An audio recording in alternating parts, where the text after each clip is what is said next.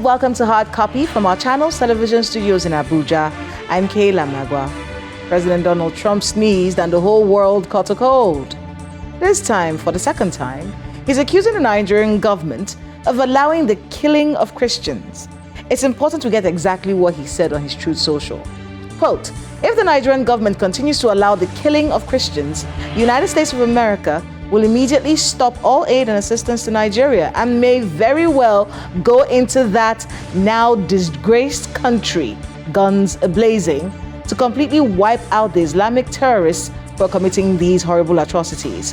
I am hereby instructing our Department of War to prepare for possible action. If we attack, it will be fast, vicious, and sweet, just like the terrorist thugs attack our cherished Christians. Warning, the Nigerian government better move fast. End quote. So a few things have happened after that, most notable of which is the designation of Nigeria as a country of particular concern, and claims of a Christian genocide in Nigeria is all over the media space. Claims that the Nigerian government have denied and even said was a product of failed intelligence on the part of the United States. Now, this conversation has been back and forth for decades. And as a Nigerian myself, I have lost Christian friends and Muslim friends to terrorism in Nigeria. Nigeria's insecurity, as all things in Nigeria, is complicated. And many voices in this country say defining Nigeria's insecurity solely as a Christian genocide is simplistic. But is it untrue? Can the United States government be altruistic? While some Nigerians believe an intervention under any headline that will stop the killings is welcome, they're a bit skeptical of what we would have to give in return for this help. Others are totally opposed to any guns a-blazing help from a president who calls our country a disgraced country, who made America the police of the world. Thanks, but no thanks. Is this love for the Nigerian Christians, or is there something else going on here? Is this punishment for recent alliances? Is it our insistence on a two-state solution in Gaza? Is it a refusal to take in refugees? Is this the opposition taking politics too far, as the FCT minister said recently? And even though Nigeria's constitution does not tolerate religious persecution, as said by the Minister of Foreign Affairs, has it turned a blind eye to these persecutions? Well, my guest tonight believes just that and has been saying it for decades. But is it a Christian genocide? And who are the perpetrators? And most important question of all, so what happens now? Human rights activist and author Dele Farotimi joins me tonight on Hard Copy.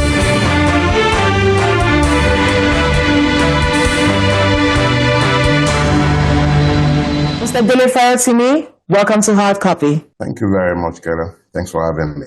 When this story broke, when we heard the threat from President Donald Trump saying, I'm going to invade Nigeria, guns a-blazing, what was the first thought that came to your head? I didn't hear a threat. I heard a responsible leader calling irresponsible rulers to do their job. The threat came only after a failure might have occurred. As irresponsible as I might have found that threat, the reality is that he was calling out the crass irresponsibility and complicity of the Nigerian government and rulers. So I didn't hear, primarily what I heard was somebody speaking up that might perhaps unblock the blocked ears of the rulers of Nigeria. Did you take issue at all with the rhetoric, calling us a disgraced, that now disgraced country and things like that? Has he lied?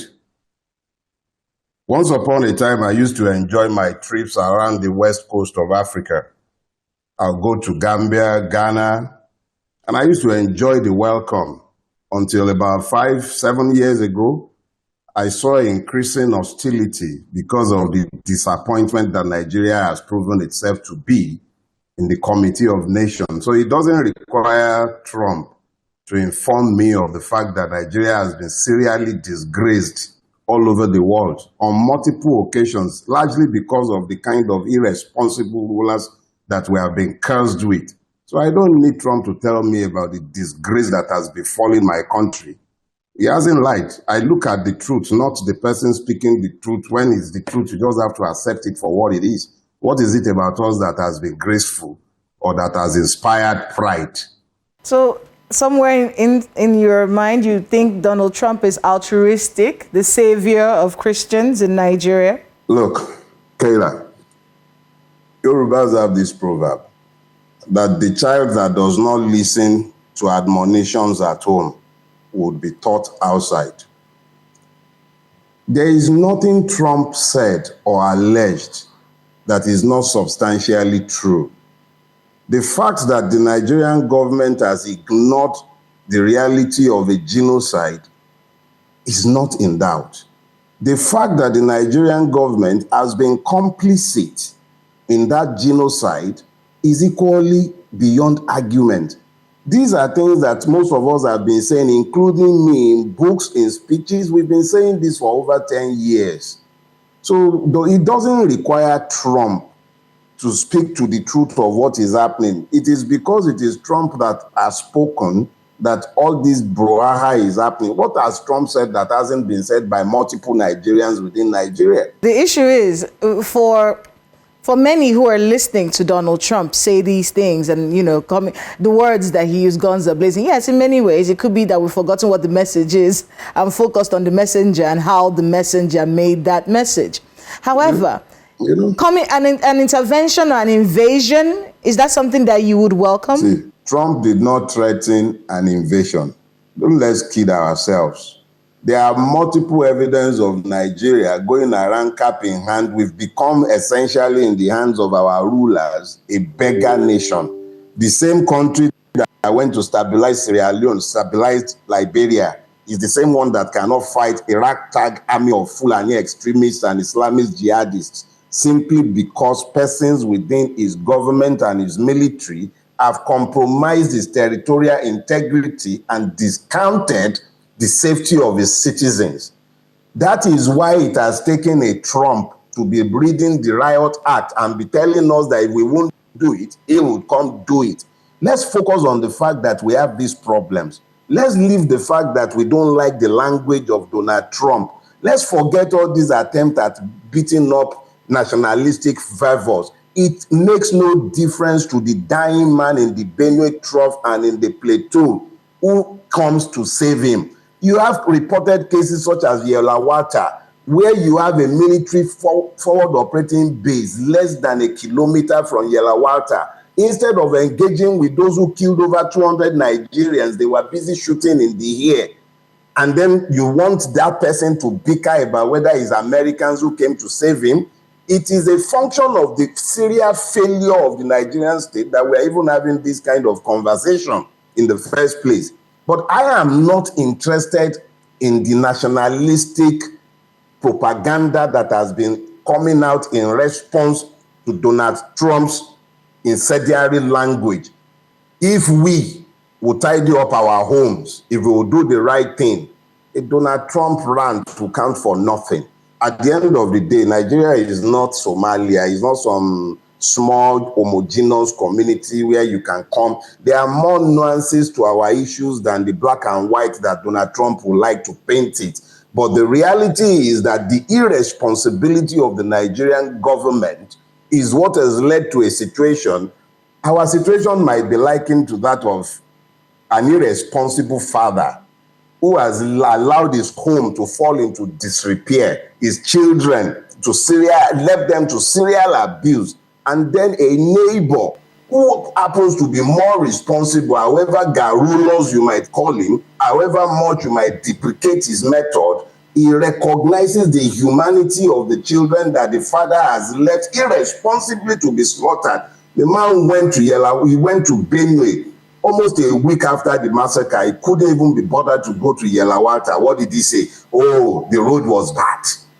But he could have a party in Makurdi. Please, if that is what it takes, if it will take a madman to speak to our irresponsible rulers, so be it. Or has he lied? And he hasn't threatened the invasion. He said, go and do it or I will do it. Why can't they focus on doing it instead of focusing on I will do it if you don't do it? It was irresponsible for the Americans to talk about gun blazing. But how many times have we gone to ask them to come and help us? And then they can see that we are irresponsible and complicit in the mess we are asking help for. Please, I'm not focusing on Trump's language. I'm focusing on the failure of our own government and the serious failure of the Nigerian state. Well then, Mr. Farotimi, let's talk about that failure. Do you think there's a Christian genocide in Nigeria? Let me put it this way. Religion is a matter of identity in northern Nigeria. A lot of Nigerians are completely ignorant about the history of religion in northern Nigeria. So if it quacks like a duck, walk like a duck, we should surely be able to call it a duck.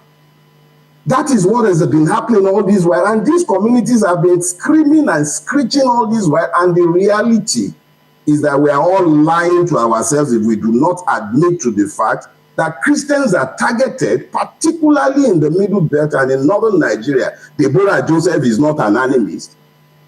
An entire community found the grace to be silent when a young woman was murdered and burnt within the confines of a higher institution. What has happened? When those persons were charged to court, how many people came out to offer free legal services to them? What has happened to them? Where is the accountability? Where is the accountability? And then they speak to a genocide and we want to quibble about it. Let's leave the name they want to call it. These are human beings that are dying. What about Mr. Jackson? A man was attacked on his own farm. He struggled and managed to free himself. The attacker still pursued him. He killed his attacker with the attacker's knife. Our Supreme Court deemed that a murder. You have a system that discriminates deliberately, and then we are still quibbling. Let's leave the terminologies and all of that and focus on the facts. Whether the person is Muslim or Christian, Fulani, Ijo, Yoruba, Lantan, it does not matter whether he's Atiap. The important thing is that this person is not only human, he's a Nigerian within the Nigerian space, and the Nigerian state has serially failed him. The fact that this has been going on for so many years, does that point to some kind of collusion with the Nigerian government, or are we just talking about irresponsible leadership here? Let's be clear about something. When the facts are not in dispute, we shouldn't argue with that again. We all are equally aware of the fact that the Emirates convicted persons for funding terrorism in Nigeria and shared their intelligence with the Nigerian government. Nothing has ever happened to them. Nnamdi Kanu is holed up in a jail cell today, in a DSS cell. But Bello Turji is busy strolling around, issuing ultimatums. They are going around, sometimes in convoys as strong as 500. And Nigerian government is negotiating peace. Look, the narratives we have created is one that denies the truth. But the truth continues to slap us in the face on a daily basis if we care to look.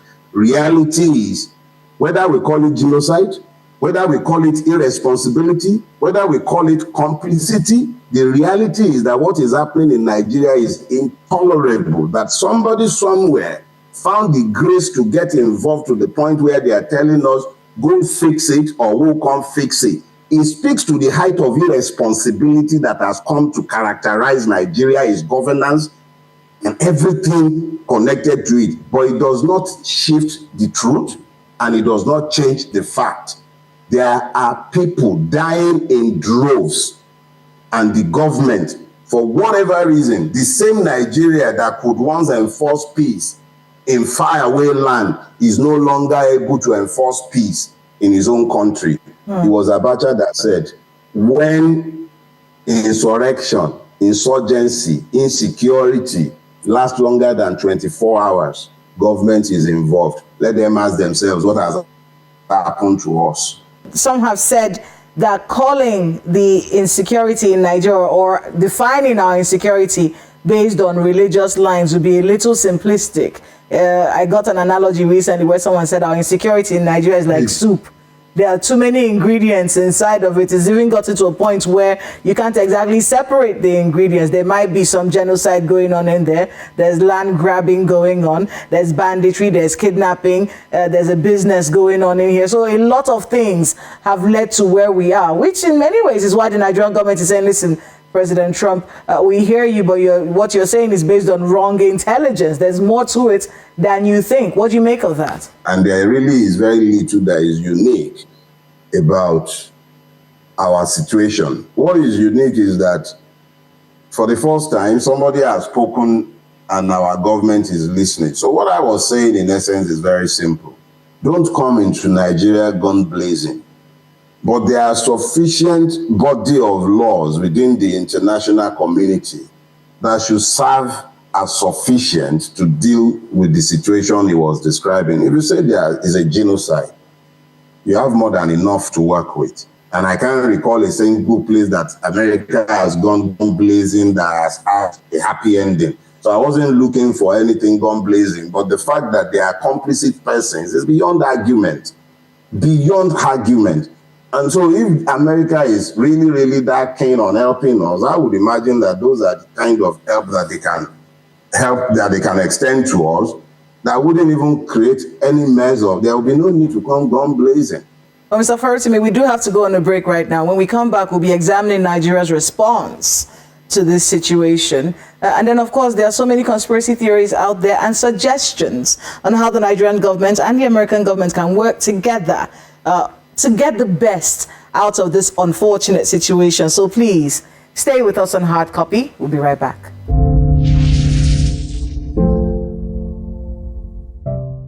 Welcome back to Hard Copy right here on Channels Television. Mr. Dele Farotimi, human rights activist and author, joins us tonight as we discuss this unfortunate situation that has split our country along religious lines with different narratives from government, from the people, from the communities, from rights activists, just to make sense of what's happened and where we are going after this situation. Thank you so much, sir, for being with us on the program. Thank you for having me. All right, let's examine the Nigerian government's response so far. And I wanted to also get your thoughts on something Professor Wole Soyinka said recently, describing Donald Trump as a petty bully, likened him to Idi Amin. What do you make of that in the wake of this situation that we're dealing with? Well, that Donald Trump is a bully is a fact that shouldn't be in any dispute. But as bullies go, he's my favorite bully in the wide world right now because there are many more bullies in Nigeria than Donald Trump, whose bullying affects my life directly. When people bully me into accepting the fact that they are building a kilometer at 22 billion, and I have nothing to say about it, I can't even bleed, those are bullies. When people bully me and slaughter unknown number of people at the toll gate, those are the bullies that concern me. The bullies that went to Yelawata and murdered over 200 Nigerians, I'm worried about those kind of bullies. Donald Trump is a bully that is very distant and is bullying and everything has minimal effect on my life. And in recent time, the fact that he's bullying the Nigerian women class and scaring the bejesus out of them makes me very, very happy. The fact that somebody in the Benue, someone on the plateau, is going to sleep better tonight simply because Donald Trump has held the feet of the irresponsible rulers of Nigeria to the fire. I am so happy. He's my favorite bully in the wide world. And I'm loving that bully right now. But I don't want him to come to my country gun blazing. But he's a bully that I'm loving. All of a sudden, the security agencies in Nigeria appear to have woken up. I love that bully. I don't love his language, but I can't argue against the truth of what he has said. And if that is why, yeah, I'm sure the people of Nicaragua and multiple countries will consider him a bully. I was just going to say, people in Nicaragua, people in Gaza, People have talked about the moral. What moral standing does he have to accuse anyone of a genocide against Christians? Isn't he carrying out some kind of genocide in Palestine? People have talked about that. And then, of course, talking about the fact that, look, in Gaza, you're not just killing Muslims, you're killing Christians there as well. So what gives you the moral right to stand on anyone's shoulder and say, declare yourself the savior of Christians? Hypocrisy is the fuel of international diplomacy. That is why one man's terrorist is another man's freedom fighter. I am not going to be concerned about the fire next door, or rather, did I say next door, in the next town, when my own roof is on fire. Fact of the matter is this: let us deal with the reality that has been painted for us. Some of us have held up mirrors for a while, showing Nigeria the fact of its ugly nudity, but it refused to change. We spoke until we've been horrors. We even spoke until we landed ourselves in prison. But now, somebody from outside is the one telling them the truth is not devalued in the mouth of a liar. The question is, has Donald Trump lied about the killings? Maybe you don't like the fact that he has called it a genocide, which is a very political word to use, especially when they have all these crevices to hide behind and everything. But it doesn't change the fact that unacceptable casualties have been taken within the boundary of a country that proclaims itself to be at peace, whose rulers gallivant all over the place as do. People are being buried in mass graves, and we are still quibbling over what name Donald Trump is calling it. He's calling it. There was one imam a few years ago who was honored for hiding, God knows, countless number of Christians in his mosque in Plateau. Who are the people hunting those Christians? The only thing that qualified them for death was their faith, and their faith is linked to their ethnicity. Because as I told you at the beginning, religion is a matter of identity in northern Nigeria. That's why the northern Christian is not the same as the southern Christian. All these pentirascals in Lagos and everywhere can be lying about whether there is genocide or no genocide. The Ekwa pastor who is burying his church members and tribesmen in droves, he knows what is happening to him. When he knows that he can't even go back to his ancestral land without risking death, he knows that it is genocide. So I don't need Trump to tell me what I have seen and heard within, and I have been using the word genocide to describe what is happening in Nigeria for close to 10 years. That all of a sudden, people whose ears were blocked and were not listening are suddenly listening. It's not because they cared. They don't need Trump to tell them what's happening in their country. They are complicit in what is happening in their country. That they are certainly bleating now is because they know that all of a sudden, somebody crazier than them is asking questions of them, not because something strange is being told to them. They are already aware of the fact of the killings, and if they don't want to call it a genocide, they don't want to call these things massacres, even though they themselves have been directly complicit. They were there in Lekki, they were there in Zaria. So it's nothing new. These are persons exercising the powers of impunity extended by the Nigerian state and the insurance that comes with that nothing will happen, they can do as they care. No consequences. How many of these murderers are in prison? Instead, they will say they are repentant. Where have you ever heard that nonsense in the world? Repentant terrorists. You are calling people bandits. You are calling genocide farmer headers clash. What nonsense? Which farmer is clashing? How can a farmer who holds nothing be clashing with somebody carrying Kalashnikov and M16 rifles? And they are calling it farmer headers clash. And you find government persons peddling that idiocy. If Trump is the one that has put a bee in their bonnet, I'm happy to see them running around, and is as it should be. Is it possible? Let's try. Is it possible that the Nigerian government may be afraid of a kind of rhetoric that divides us further. It feels like our unity, our oneness as a country has been walking on eggshells. Hold on a second. It's possible that we've been walking on eggshells all of our lives with this unity of ours and this thing that we hold so dear, this nationhood that almost can disappear in a whisper.